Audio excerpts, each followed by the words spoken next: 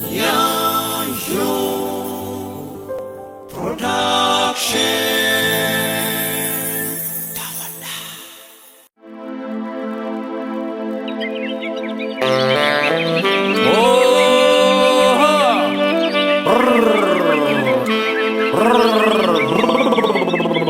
Gurbalawwan gara nalta chaasilawwan midhaan nyaatanii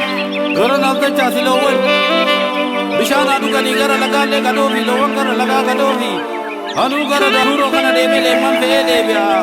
dalloonni kun lawwanitti dhibbate